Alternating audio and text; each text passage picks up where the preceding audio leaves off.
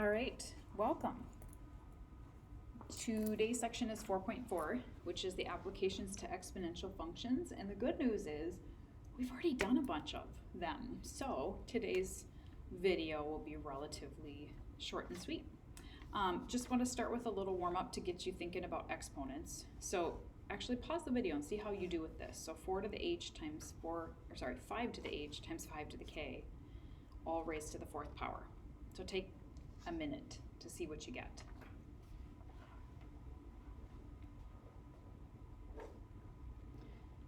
Okay, possibly a couple ways you looked at this. Those of you that just started inside the parentheses, maybe notice same base of 5. And when you multiply like bases, you add their exponents. So this could be 5 to the h plus k, all raised to the 4th power. And then when you have a power on a power, you distribute, right? So now, erase this arrow, you will distribute the power to this power, and carefully you would have 4h plus 4k, because it's 4 times the quantity h plus k. Okay, or maybe you took a different path and maybe you distributed the 4 through 1st to both of the 5s, which is also fine. Then you would have 5 to the 4h times 5 to the 4k, and now because you have like bases, 5 and 5, you can, and you're multiplying, you can add their exponents and you get the same answer. So hopefully you're feeling pretty good about that. All right, then what we really haven't done is applied heavily your exponent rules with rational exponents. So just want to, again, maybe pause the video and see how you're doing with these 3 questions. Okay, so it's just applying your exponent rules, so give it a shot.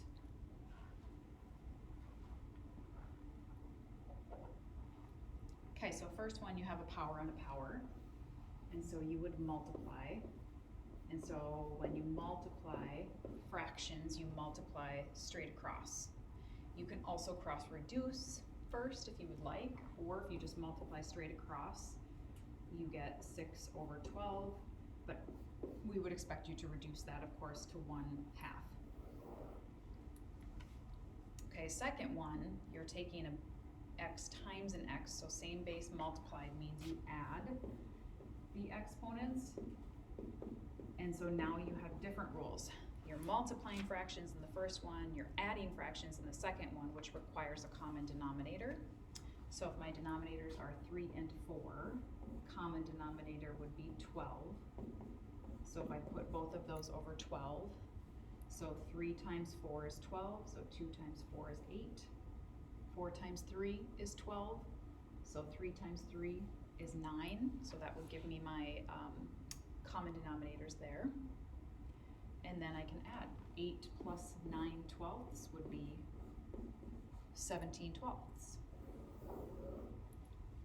Okay, last one, dividing x divided by x, same base means I'm going to subtract those exponents. And so luckily I already found a common, I have the same fractions, yes. I already found common denominators. So again, between 3/4 and 2/3, the common denominator would be 12ths. So this one would be 9/12 minus 8/12, which is 1/12. So again, applying your exponent rules, but when you have fractions, rational exponents, you have to also remember your fraction rules. So how do you multiply, how do you add, how do you subtract? So just a quick refresher on that. All right, on to our application. Let me give you a minute to read the question. So Casey hit the bell in the school clock tower. Her pressure reader held nearby measured the sound intensity, which is loudness, at 40 pounds per inches squared after 4 seconds had elapsed, and 4.7 pounds per inches squared after 7.2 seconds had elapsed. She remembers from her science class that sound decays exponentially. Okay, that's key. So we know we're dealing with an exponential situation and it's decaying, right, which is going down. So part A says name 2 points that the exponential curve must pass through.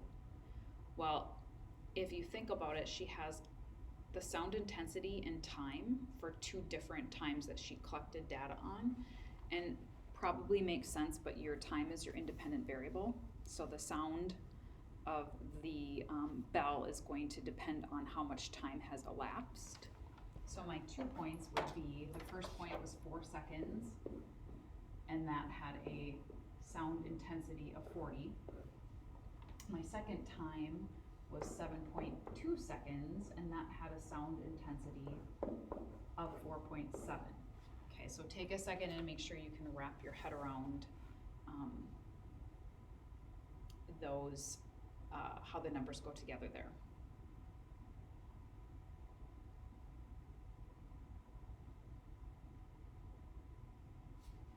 All right, so then we can plug in to find the exponential equation. I talked about this yesterday. We can use the point ratio form. So I have that off to the side in case you have forgotten that. It doesn't matter the order, but again, if you recall, I recommend labeling your larger x value as the x. So I'm going to call that one x, which means this is y. And then my other point will be my x sub 1 and my y sub 1. Again, the order doesn't really matter. So you can decide on that. All right, so then we can plug things in. So my y, oh here, let's scoot this over just a tad bit. So my y is 4.7, my y1 is 40, b is what I will be finding, my x is 7.2, and my x sub 1 is 4. So then I can obviously divide here by 40 just to condense this a little bit. So 4.7 divided by 40 is 0.1175. Or you could keep that as a fraction. And then my b is raised to 7.2 minus 4. I might as well simplify that to 3.2. Okay, now if you want to solve for b, I can raise it to the reciprocal power. So I'm going to raise that to 1 over 3.2 and then balance on the other side. So I'm going to take the 1175 and raise that, and you should be checking this on your calculator as well. Raise that to the 1 divided by 3.2. And I get 0.001. I'll round. 0.0011 is what I got for B. And you can double check that. So then, once you know what B is, if you go back to the original equation here, but plug in your x sub 1 and y sub 1. So I'm going to write y equals, my y sub 1 was 40. My b I calculated to be 0.0011, that's rounded, and then I'm going to raise that to the x minus x sub 1. So I used this point to write my final equation, and there that is exponential equation that will, so she could use this equation to figure out how much time has elapsed given a certain loudness. All right, so there you have it, your homework on page 215, and have a wonderful day.